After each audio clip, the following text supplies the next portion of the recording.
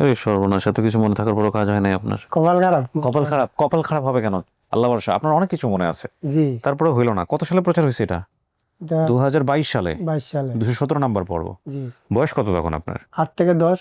8 থেকে 10 বছর বয়সে বাচ্চারা হারায় নাকি? হাওলা হয়ে গেছে কি আর বুঝেন না? কিছু বলবেন নতুন করে? কি আর বলবো বলেন, কিছু তো বলার নাই আর।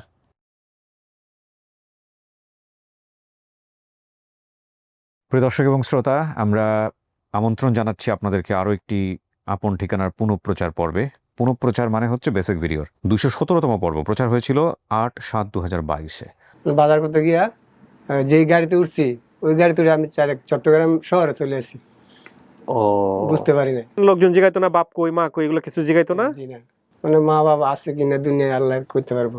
এখন কাউকে দেখলে চিনবেন? কারণ আমার বইনা করে দেখলে চিনবো, আচ্ছা, মারে দেখলে চিনতে পারি। চাঁদপুর কখনোই যান নাই? কখনোই যাই না। মতলব থানা, জি, চাঁদপুর মতলব থানা। হ্যাঁ, আপনার মাধ্যমে যদি আমার বাপ মা ভাই বোনদের খুঁজে পাই, আপনাদের আমি দোয়া ছাড়া আর কিছু করার নেই আমার। মানুষের জীবনে কত হাহাকার, আমাদের জীবনে না পেলে আমরা কত আফসোস করি, অথচ এই মানুষগুলো দেখেন 30টা বছর এভাবে চলে গেল। আমরা এত তথ্য মনে থাকার পরেও ওনাকে কোনো গুড নিউজ দিতে পারি নাই। আপনার নামটা বলেন। হযরত আলী। হজরত আলী। বাবার নাম? রুস্তম আলী। রুস্তম আলী। মায়ের নাম? আসিরন। আসিরন বেগম। ভাই বোন অনেকগুলো নাম মনে আছে, বলেন তো। পারভিন নাজমা। হ্যাঁ। শুকুর আলী, মোহাম্মদ আলী। চাচার নাম? বাচ্চু নুরু ফারুক। দাদার নাম? আমজাদ আলী। আপনার ঠিকানা বলেন তো। চাঁদপুর হাঞ্চর। দিয়ারচর? দিয়াচর বাবার বাড়ি।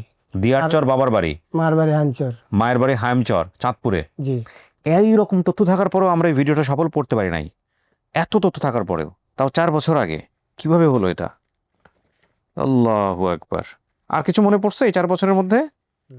আপনার হাঁটুতে যে কাটা দাগ আছে, এই কাটা দাগটা কি আপনার বাপ মা জানে কিভাবে হয়েছিল? ওটা ওই ছোটবেলা বেকারিতে কাজ করি বলা হয়েছে। বাপ মা জানে কিনা? জানে। জানে। বেকারিতে কি করছিলেন? বেকারিতে আমি বিস্কুটের বেকারিতে কাজ করছিলাম ছোটবেলায়? জি। ওটা কি বাড়িতে থাকতে নাকি হারানোর আগে না হারানোর পরে? না, আমি ওই সিলেট থাকতে, আমরা সিলেট ছিলাম। ওই সময় কি হারাইছেন? না, হারান নাই। হ্যাঁ, বেকারিতে কি করতেন? বিস্কুট প্যাকেট করতাম আর কি। আচ্ছা, ওই সময় কি হয়েছিল? এই আমার এই যে ঠ্যাঙে যে কাটা দাগ আছে। ও, তো লাগছে নিচে আসলো। বাপ মা সারাইছে? জি। বাপ মা একলগে থাকতো না? জি, থাকতো। হারাইলেন কেমনে জানি? আপনি কোত্থেকে হারাইলেন? আমি চট্টগ্রাম থেকে হারাইছি। ওই সময় কি আপনি একা থাকতেন ওখানে, কোনো জায়গায় কাজ করতে হলে পরিবার? পরিবার সবাই চট্টগ্রামে ছিলাম। আচ্ছা, তারপরে বের হয়ে কিভাবে কি হলো, হারালেন কেমন? আমি বাজার করবার জন্য বেড়েছিলাম আর কি। আমাদের এখানে একটা হাট হয়, হাটে গেছিলাম একে ওই বাজার করার জন্য। বয়স কত তখন আপনার? 8 থেকে 10।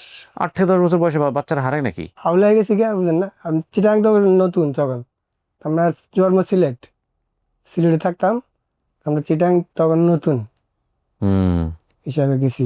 বাবা কি করতো আপনার? বাবা আমরা রিক্সা চালাইতো। আচ্ছা সিলেট থাকতে। আচ্ছা। আর ওখানে আমরা এক দারোগা, সিলেট থেকে এক দারোগার মাধ্যমে গেছি ওখানে। ওনার জায়গা জমিন দেখশন করতো। ও, কেয়ারটেকার? বাগান বাড়ি। কেয়ারটেকার হিসেবে। আচ্ছা আচ্ছা আচ্ছা, পুরো পরিবার নিয়ে? জি।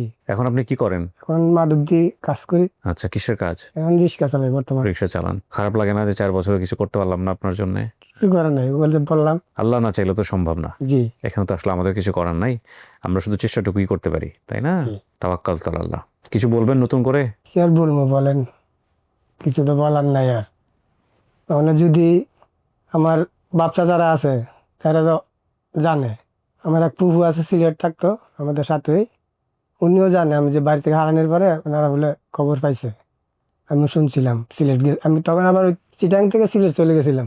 ওই এলাকার লোকেরা আমাকে বলছে যে তোর ফুফু এমন জায়গায় থাকে, আমি ওখানে গিয়ে বিচারে পাই নাই। আচ্ছা। আমার ফুফু সিলেটে থাকতো, আমরা সবাই চিটাং চলে গেছি।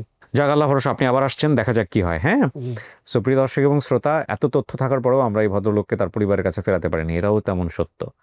যেমন সত্য যে অনেক অল্প তথ্যতেও আমরা অনেককে তার পরিবারের কাছে ফেরাতে পেরেছি। চলেন আমরা আরো একটু চেষ্টা করে দেখি। তাওয়াক্কাল আল্লাহ। আসসালামু আলাইকুম রহমতুল্লাহ।